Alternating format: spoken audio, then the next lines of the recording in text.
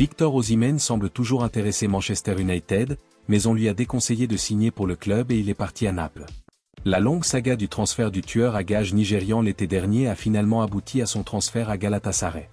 Dans un monde idéal, il est peu probable que l'attaquant ait jamais envisagé un transfert vers la Super League, mais son jeu d'équilibriste s'est finalement retourné contre lui et lui a laissé les options de transfert les plus étroites. Il a été rapporté que Manchester United avait entamé des négociations pour Victor Osimhen, et avec 17 buts en 15 matchs, l'intérêt des Red Devils pour le joueur de 26 ans est compréhensible. La clause libératoire de 75 millions d'euros de Victor Osimhen étant toujours active, il n'est pas certain qu'Ineos soit prêt à faire un tel coup d'éclat au mois de janvier. Il est évident que s'ils le faisaient, ils achèteraient un joueur qui est une quasi-garantie de but et qui pourrait potentiellement les propulser vers le haut du tableau de la Premier League et vers les places européennes. Selon Ben Jacobs, journaliste de renom, qui s'est confié à The United Stand, Victor Osimhen est en fait la recrue de rêve de Manchester United. En outre, Ben Jacobs a indiqué que l'attaquant avait reçu une offre de Manchester United, mais qu'il avait décidé de ne pas bouger après avoir consulté son compatriote nigérian, Odion Ighalo. Apparemment, Odion Ighalo pensait que Victor Osimhen serait plus bas dans la hiérarchie, ce qui suffisait à faire échouer tout accord à ce moment-là. En matière de football, on ne peut jamais dire jamais, bien sûr, et à mesure que la roue tourne, les situations évoluent pour les clubs et les joueurs. Alors qu'il reste un peu plus de 2 semaines avant la fin de la fenêtre de transfert actuelle, il reste une grande opportunité pour Manchester United de faire venir Victor Osimhen, et l'avenir nous dira si c'est le cas ou non. En vue de la Coupe du Monde 2026, Lionel Messi de l'Inter Miami pourrait être prêté à son ancien club, le FC Barcelone, dans le cadre d'une opération sensationnelle. L'Argentin fêtera son 39e anniversaire au cours d'un tournoi qui pourrait annoncer sa retraite, et un dernier hommage au club qui lui a tant donné lui plaira certainement. El Nacional note que Lionel Messi devrait bientôt signer un nouveau contrat avec l'Inter et que, dans ce cas, les règles de la MLS stipulent que pendant la saison morte, de novembre à mars, les joueurs peuvent être prêtés ailleurs. Il est clair que Lionel Messi doit arriver à la Coupe du Monde en pleine forme physique, de sorte qu'un retour à Barcelone est logique à tous les niveaux. Étant donné qu'il n'a pas réussi à mener son équipe à la victoire lors de la MLS Cup, ce qui a valu à Tata Martino d'être démis de ses fonctions, Lionel Messi sera très certainement l'objet d'une attention toute particulière lors de la prochaine campagne. N'oublions pas non plus que l'Inter Miami participera cet été à la Coupe du Monde des clubs. Il est donc probable que le capitaine de l'Argentine subisse un lourd tribut physique d'ici à la Coupe du Monde. Nous pourrions même assister à une routine soigneusement gérée au cours des 12 à 18 prochains mois afin qu'il puisse donner le meilleur de lui-même à l'Inter Miami et à l'Argentine, et si les étoiles s'alignent, à Barcelone également. S'il devait retourner au Camp Nou, ce ne serait pas seulement pour la forme, car il remplacerait un autre membre de l'équipe qui, d'ici là, pourrait poursuivre sa propre trajectoire ascendante sous la houlette de Hansi Flick. Revoir Lionel Messi sous le maillot blaugrana serait certainement le souhait de tous les supporters du Barça, mais pas au prix d'un échec potentiel de leurs espoirs de Ligue des Champions et de titre de champion d'Espagne la saison prochaine. La course à la signature de Randal Kolo Muani, star du Paris Saint-Germain, a pris une nouvelle tournure, Arsenal se montrant très intéressé par le recrutement de l'attaquant de 26 ans. Les Gunners ont déjà eu des contacts avec lui par le passé, mais ces nouveaux liens interviennent dans un contexte de crise des blessures à l'Émirat, ce qui oblige le club à chercher des renforts urgents en attaque. Randal Kolo Muani, qui a rejoint le Paris Saint-Germain en provenance de l'Eintracht Francfort pour 90 millions d'euros l'été dernier, est fortement pressenti pour quitter le club après une saison décevante en Ligue 1.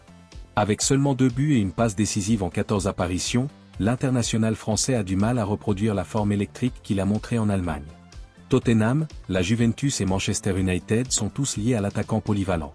Les Spurs semblent particulièrement intéressés, et leur président Daniel Levy se serait envolé pour Paris afin de négocier un accord. Le quotidien français L'Équipe affirme que Tottenham a soumis une offre de prêt avec option d'achat, tandis que la Juventus aurait déposé une offre permanente, mais a du mal à satisfaire les exigences salariales du joueur. Malgré ces avancées, le Paris Saint-Germain ne serait pas pressé de conclure l'affaire. Les géants de la Ligue 1 attendraient d'évaluer toutes les offres et préféreraient une vente permanente ou un prêt avec obligation d'achat. Selon Sky Italy, Arsenal s'intéresse de près à ce joueur. Les Gunners gardent un œil sur Randal Kolo Muani alors qu'ils sont confrontés à une crise de blessures de plus en plus grave. Hier soir, le club a confirmé que Gabriel Jesus souffrait d'une blessure au ligament croisé antérieur nécessitant une intervention chirurgicale, ce qui l'exclut probablement pour le reste de la saison. Bukayo Saka étant déjà sur la touche jusqu'en mars, Arsenal a un besoin urgent de renfort en attaque et pourrait faire une percée tardive pour conclure un accord.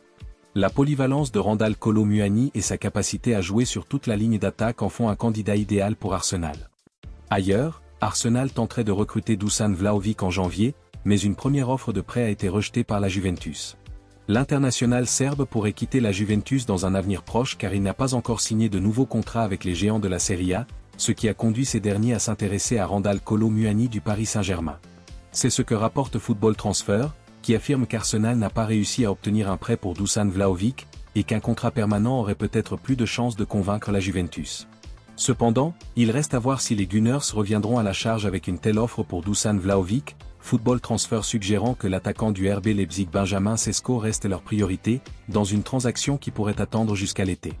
Cette décision n'est pas facile à prendre pour Arsenal, qui a des problèmes évidents et urgents en attaque cette saison, avec Gabriel Jesus blessé, tandis que Kai Havertz et Leandro Trossard ne sont pas aussi performants que la saison dernière. Dusan Vlahovic n'est peut-être pas parfait, et Benjamin Sesko est peut-être la meilleure solution à long terme, mais pour l'instant, Arsenal ne peut pas se permettre d'être trop pointilleuse.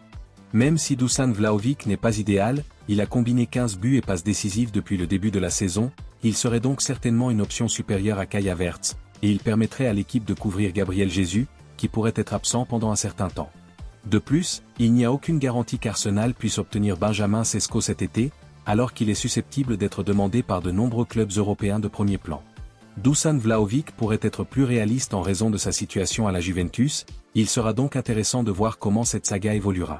Il est logique qu'Arsenal ait tenté d'obtenir le prêt du joueur de 24 ans, ce qui lui conviendrait sans doute mieux, mais il semble également évident que cela ne servirait pas à grand-chose pour la Juventus. Marcus Rashford aurait fixé à Barcelone une date limite pour finaliser les conditions de son départ de Manchester United. Selon Football Transfer, l'ailier n'attendra pas éternellement les géants de la Liga et leur a donné comme date limite le 15 janvier. L'attaquant de 27 ans devrait quitter Old Trafford avant la fin de la fenêtre de transfert de janvier, après avoir exprimé son désir d'un nouveau défi. Le Barça est impatient d'obtenir sa signature, Marcus Rashford privilégiant un transfert au Camp Nou par rapport à d'autres options. Marcus Rashford est apparu pour la dernière fois avec Manchester United lors de la victoire 2-1 en Europa League contre le Victoria Plzen le 12 décembre. Depuis, il a été lié à plusieurs clubs, dont Naples et l'AC Milan en Serie A, mais le média affirme que son cœur est tourné vers Barcelone. Hansi Flick, le manager du Barça, aurait l'intention de faire venir Marcus Rashford ce mois-ci. L'international anglais est même prêt à accepter une baisse de salaire pour faciliter son transfert.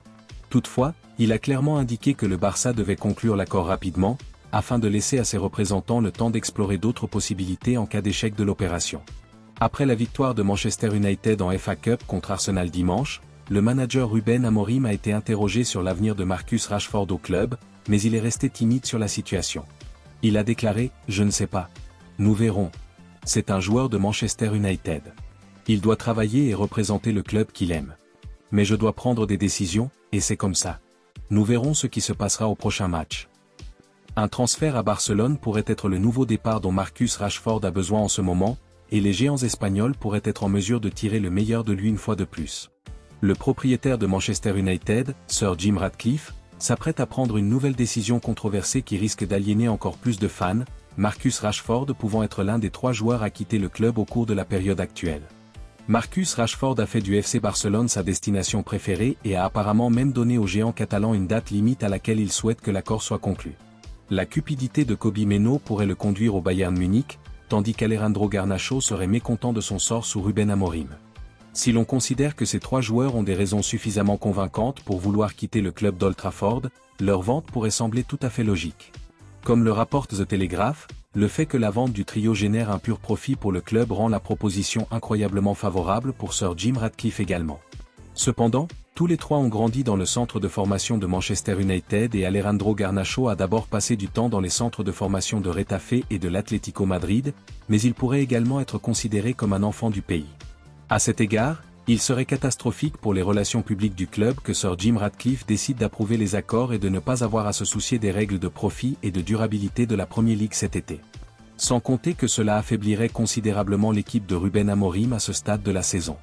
Sir Jim Ratcliffe est déjà en terrain très instable avec les supporters après un certain nombre de mauvaises décisions récentes, et il a le pouvoir de passer outre Ruben Amorim s'il pense que l'un ou les 3 joueurs peuvent offrir à Manchester United un avenir plus radieux. S'il est admis que des décisions difficiles doivent être prises au nom du progrès, ce serait certainement la goutte d'eau qui ferait déborder le vase pour les supporters.